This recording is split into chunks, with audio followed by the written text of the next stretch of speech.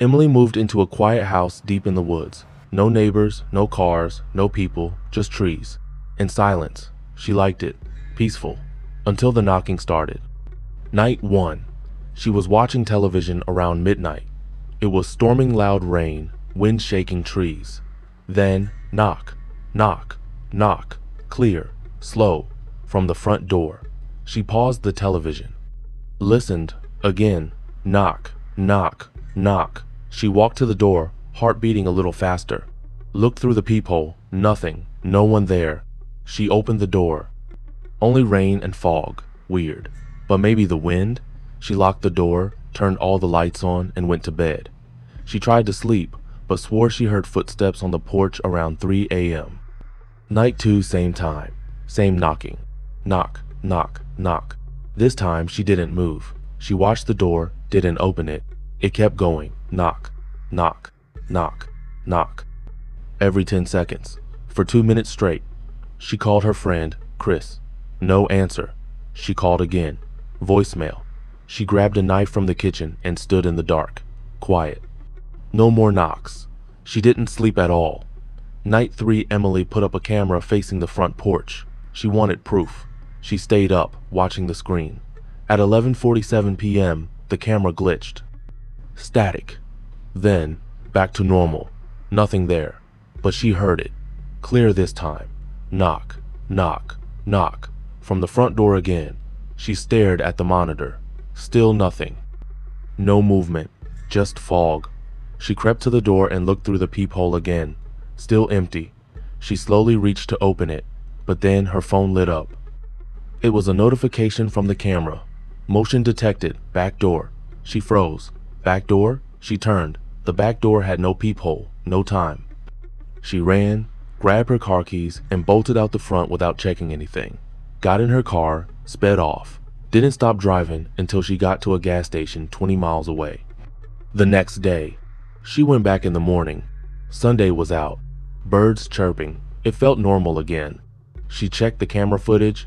At 11:47 p.m., it glitched. Then, a frame. Just one, half a second, a face. Not a normal face, no eyes, just a huge mouth.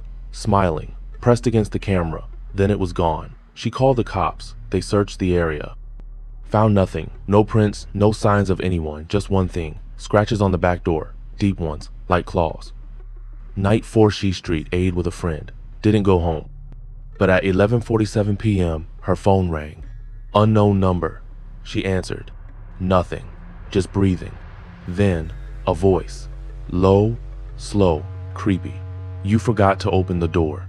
Tyler just moved into a new apartment. It was cheap, kinda old, but quiet. That's all he cared about. At first, it was normal, until he started hearing scratching in the vents.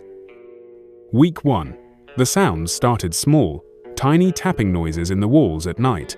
He thought it was mice. He told the landlord. Landlord shrugged. Old place. Could be anything. But it got worse. The scratching turned to shuffling, like something crawling in the vents. One night, it got loud. It was coming from the vent in his bedroom. He looked up. The vent cover was shaking. Then, tap, tap, tap, from inside the vent, right above his bed. He stood on a chair, peeked into the dark metal tunnel. He thought he saw fingers pull back just out of sight. Week 2. He street-opped sleeping in that room. Moved to the couch, but then the noises followed. Now the living room vent started making sounds. He recorded it, played it back. The audio had something new, a whisper, faint, repeating, "Tyler, come up here, Tyler." He freaked out, called pest control. They came, checked the vents, found no animals. No bugs, just long, black hairs tangled in the metal. Week 3, Tyler blocked the vents with towels and tape, all of them. But that night, he woke up to something breathing right next to his ear. No one was there, but one of the towels was ripped off the vent. He put a camera in the room, pointed at the vent, went to sleep with the lights on. At 3:12 a.m., the camera caught something. The vent cover slowly opened. A hand reached out, thin, pale, long fingers. It gripped the edge of the vent but didn't come out. Then, a face. It was human, but wrong, eyes too wide. Smile stretched to the ears, no hair, The thing whispered, "Let me out now." Then it slid back in. Vent closed. The next day Tyler tried to leave. Packed bags, called a moving truck. But his front door wouldn't open. Deadbolt turned, but the door wouldn't move, like something was holding it shut from outside. He ran to the windows, all nailed shut. He swore they weren't like that yesterday. He called the cops. No signal. Phone was working fine before. He sat on the floor, breathing heavy. Looked at the vent. Now there was a note sticking out of it, folded, small. He picked it up, opened it. "Thank you for letting me in. Night." He set every light on, Saturday in the kitchen with a bat. Around midnight, he started hearing footsteps in the ceiling, then thumps in the walls. Something was inside the drywall. Then the lights went out. He backed into the corner. Pitch black. Silence. Then, scraping behind him, he turned. The vent next to the fridge was open, and two eyes were staring out, unblinking, wide. A hand reached out, followed by a voice, "You're mine now." Tyler was never seen again. The apartment was listed a month later. Cheap. Quiet. New vents installed. Next tenant moves in. First night, they hear tap, tap, tap from the vent. Jamie was a janitor at a hospital. Night shift, midnight to 8 a.m. He liked it. No people, just quiet halls and cleaning. One night, his boss told him, "Don't go near room 313. He laughed. "Why?" The boss didn't smile. "It's sealed. Just don't." Jamie nodded, but now he was curious. Night 1. He passed the hallway where 313 was.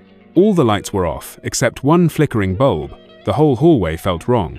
Cold. He saw the door, room 313, locked with chains. Padlocked, boarded. He kept walking, but as he turned the corner, he heard something. A voice, soft, from down the hall. "Help me." He froze, turned around, nothing. Night 2. Jamie brought bolt cutters. Couldn't resist. He waited until 4 a.m. Everyone was gone. Dead silent. He cut the chains, pulled off the boards, opened the door. The room was empty. No bed, no lights. Just scratches on the walls. Thousands of them. Like someone with broken nails had been clawing for years. In the corner, a single chair, facing the wall. He stepped inside. Cold hit him like ice. Breath visible. Then he saw something on the wall. "Don't turn around," written in red. He turned anyway. Nothing there. Then the door slammed shut. Locked. He banged on it.